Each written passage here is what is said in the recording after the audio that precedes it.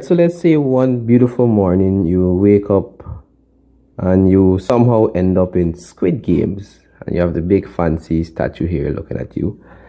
And the task, you are given a task to choose whether you want to climb the slide at number 1, the slide at number 2, or the slide at number 3. And if you complete this task, you will be given, let's say, 5 million US dollars if you choose one of these slides and you climb till to the top and you touch this pole that we have here.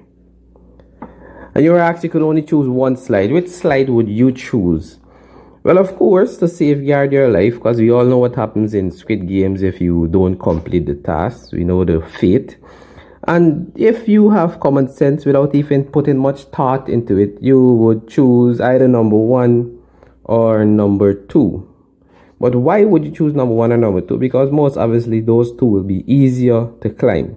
Now, why would they be easier to climb? Now, they would be easier to climb because of something that we call in mathematics, something that we call gradient. Now, without even knowing what is gradient, you already, well, if you were not exposed to the content before, but without even knowing what is gradient, from looking at these shapes, you can see that the gradient is the slope of a line. And in mathematics, we can say gradient, we can find gradient by dividing the rise over the run. And the rise will most obviously be this part of the line, and the run will be this part.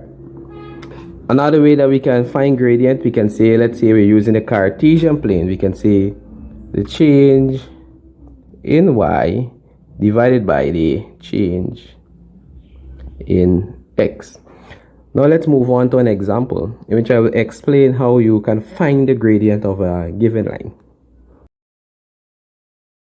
Alright, so let's say we were given this line and our task is to find the gradient of this line. So the first thing you want to do is to identify any 2 points on the line, because the gradients would be the same at any 2 points. So let me identify this point here. Let me identify another easy point. Let's say this point here. And the next thing is to get the coordinates of the 2 points. So the coordinates of this point would be 7, and you go across 7 and you go up 1.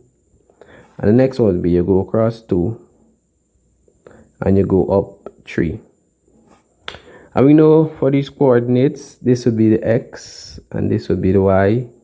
This would be x and this would be y. We have 2 x's, so let's call this first x, let's call this x1, let's call this first y, y1, and let's call this second y, let's call this second x, x2, let's call this second y, y2.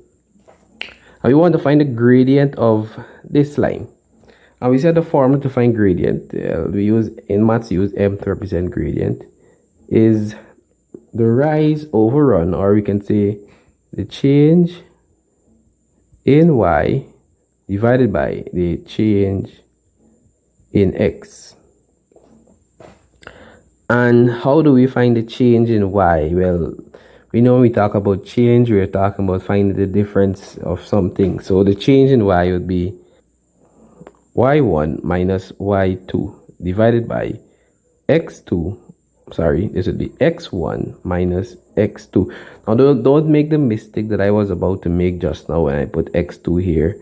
If you put y1 at the top here, you got to begin the bottom piece with x1. If you put y2 at the top here, you got to begin the bottom with x2.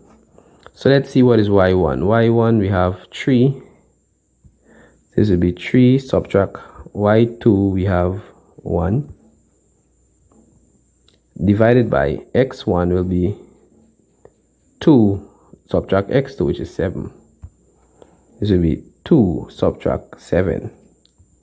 So when we subtract that 3 from 1, we get 2 divided by 2, subtract 7, we get a negative 5.